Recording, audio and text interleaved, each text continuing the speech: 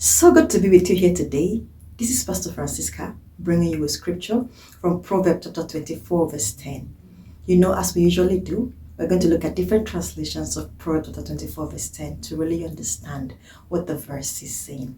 And firstly, we're going to start with the New King James Version.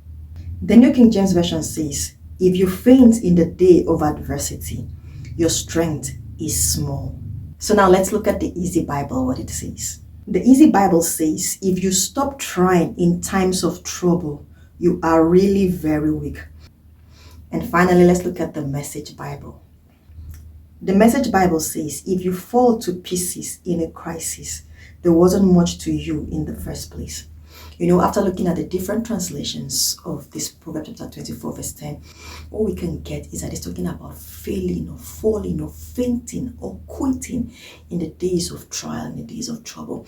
And it doesn't mean that the days of trouble will not come, because as long as we live in this world, there will be challenging times. But it is what we do in those days that matter. It is what we do in those moments that matters.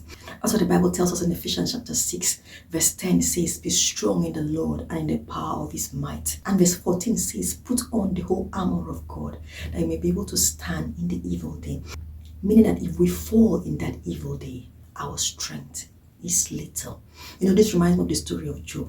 In the book of Job, Job was a man that feared God, he loved God, he was righteous. The Bible says that he was the most righteous in his time. But a day came when Job lost everything.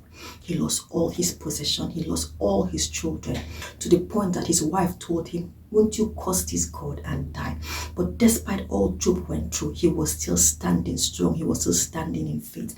He's telling us that as children of God, we should build capacity, we should build strength, so that in the day of trouble, no matter the challenges we face, we will still be standing in faith. We will still be standing strong.